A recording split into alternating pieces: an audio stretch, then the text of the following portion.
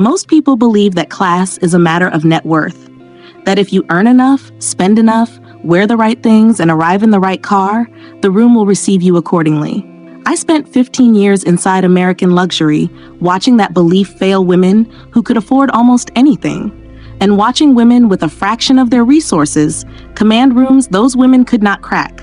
And what I observed, consistently, without a single exception, is this: class is not a number. It is a code, and the people who hold the code can read within minutes of meeting you, whether you were raised inside it or whether you are learning it now. This video is for the woman who is learning it now, the one who is accomplished, invested in herself, genuinely working, and still occasionally walks out of a room feeling like something was read about her that she did not intend to send. That feeling is accurate. Something was read, and today we are going through exactly what it was. All 12 of them.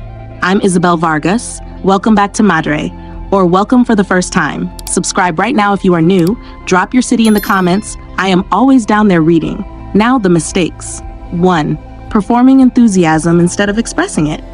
There is a specific register of excitement that signals immediately that a person is not fully comfortable in a room.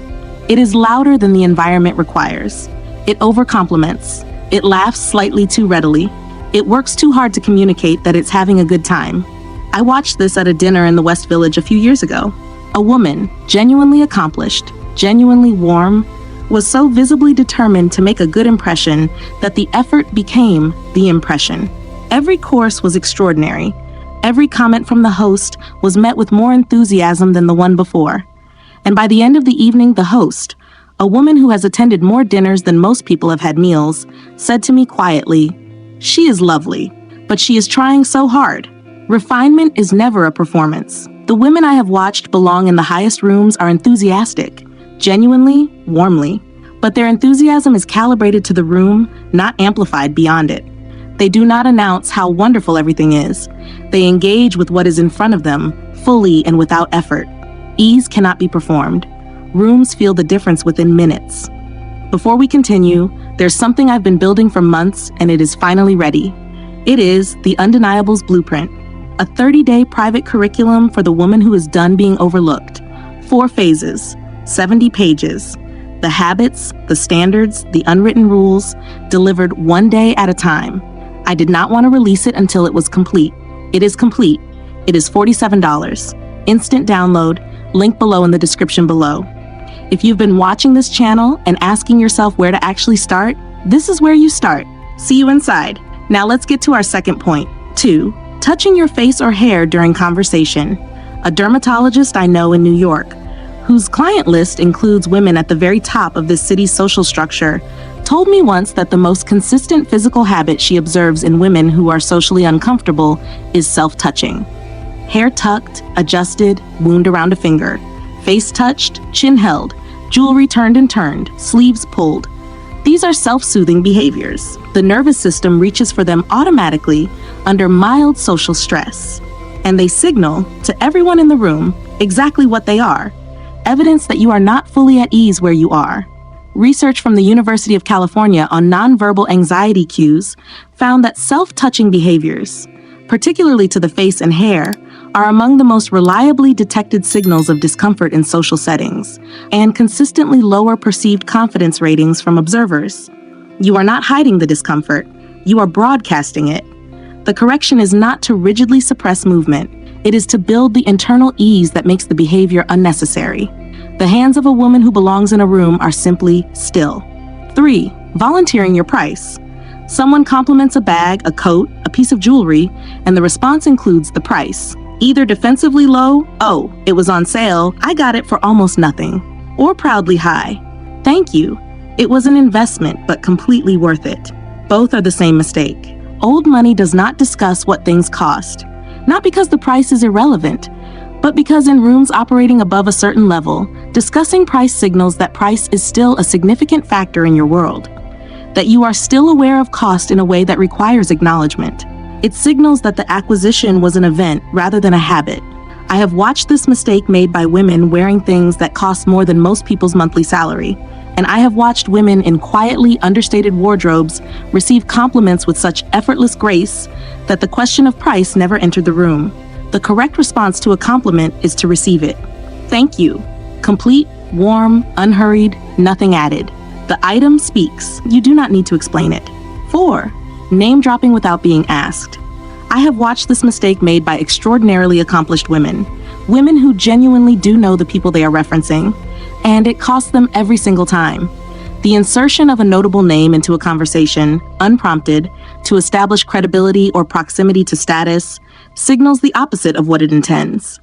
It signals that the relationship to that name is something you believe needs to be established, that you are aware the room may not be convinced of your standing, and you are offering evidence. Women who genuinely belong in certain rooms do not reference those rooms unprompted. They do not need to. Their presence in the current room is sufficient. Names, when they appear in their conversation, appear because they are genuinely relevant to what is being discussed, not because they are useful to the speaker.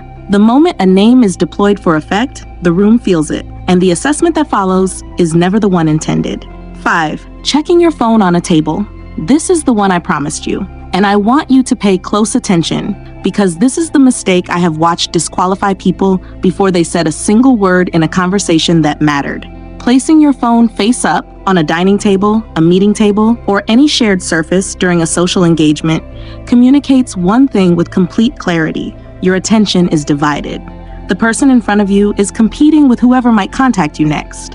And in rooms where the currency is exactly that, undivided presence, genuine engagement, a face-up phone on the table is not a minor oversight.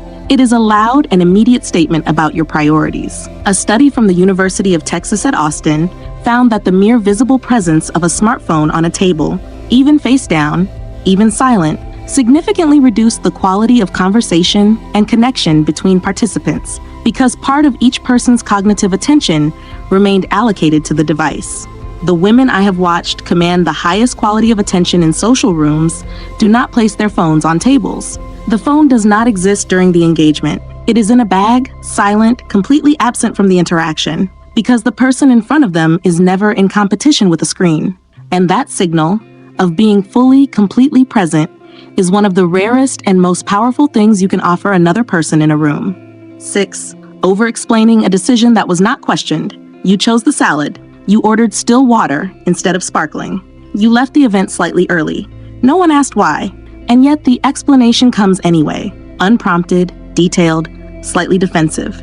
Over-explanation is a form of self-justification, and self-justification signals that you believe your choices require defense before anyone has raised a question. It tells the room you were expecting judgment before judgment was even considered. A woman I know who sits on 3 corporate boards in New York told me something I found precise enough to repeat exactly. The women who are taken most seriously in rooms make decisions and live inside them. They do not narrate them. She said she could identify a woman who was still operating from other people's approval by how much she explained choices that had not been interrogated. Women who are settled in their own standard choose and are at peace with the choice. If a question is asked, they answer it, simply, directly, without the elaboration designed to preempt judgment. The over-explanation is the tell. It arrives before the verdict because it is afraid of the verdict. 7. Laughing at yourself before anyone else reacts. This one is subtle, and it is one of the most expensive habits on this list.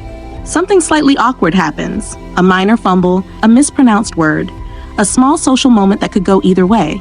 And before the room has had time to register it, you laugh. Preemptively, at yourself. To control the narrative, to signal that you are not taking yourself too seriously, to get there before anyone else does. The intention is likability. The signal is insecurity. I watched this at a charity luncheon in Washington, D.C. several years ago. A woman I was seated near knocked a water glass slightly.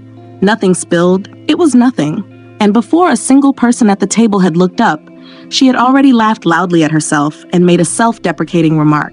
The table responded warmly, as tables do. But the woman directly across from me, a diplomat's wife who had been quietly watching, caught my eye for a fraction of a second. She had read it. We both had. A woman who is fully at ease in a room does not rush to manage how her imperfections land. She lets the moment pass naturally, without acceleration, without commentary, because she is not afraid of the room's judgment. She has already resolved that question, internally, privately, long before she arrived. 8. Mispronouncing the names of things you claim to know. This one requires no long explanation because the mistake is always self-evident and the damage is immediate and difficult to recover from within a single conversation. Ordering a wine you cannot pronounce. Referencing a designer whose name you have only seen written. Mentioning a cultural institution, a restaurant, a European city, and mispronouncing it in a room where someone present has been there. The mispronunciation itself is forgivable. What is not forgivable, in rooms operating above a certain level, is performing familiarity with something you have not yet earned familiarity with. The claim is the problem, not the gap in knowledge. Isabelle's rule, and I offer it to you directly, never perform proximity to something you have not actually experienced. If you are uncertain, you ask with genuine curiosity, which signals intelligence and confidence, rather than claim with false certainty, which signals insecurity dressed as sophistication. I haven't been, tell me about it, is always more elegant than a mispronounced attempt to belong. 9. Dominating a conversation to establish credibility. The woman who speaks the most in a room is almost never the woman the room most respects. I have watched this dynamic play out across 15 years and dozens of social environments. Business dinners, gallery openings, private events, board-level meetings. The women who are received with the most consistent quality of deference are not the ones who establish their credentials through volume. They are the ones who listen with such quality of attention that when they do speak, the room adjusts.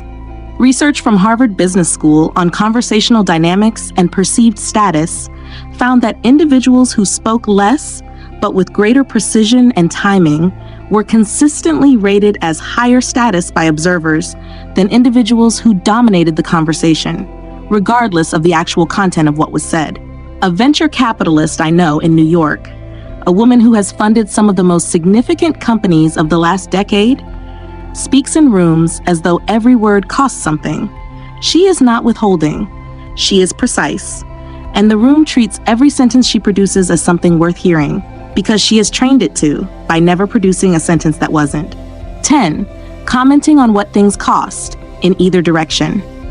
This is the natural extension of mistake number 3, and it deserves its own entry because it operates differently. Volunteering the price of your own possessions is one version of this mistake. The other version, equally costly, is commenting on the price of things that belong to others or to the environment you are in. This place must be expensive. That watch must have cost a fortune. I could never spend that on a bag. All three are the same signal. You are still in a relationship with money where its presence or absence is notable enough to comment on. In rooms where significant wealth is simply the water everyone is swimming in, drawing attention to it in any direction marks you immediately as someone for whom it is still remarkable. The etiquette is simple and absolute. Price is never a subject. Not yours, not theirs, not the restaurants, not the neighborhoods. If money is relevant to a conversation, the people who hold the code discuss it in terms of value, not cost.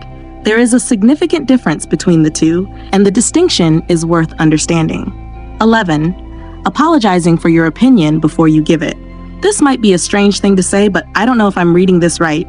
You probably know more about this than I do, but these are not humility. They are preemptive surrenders, and they arrive before the opinion, which means the opinion, whatever its quality, is received already slightly undermined.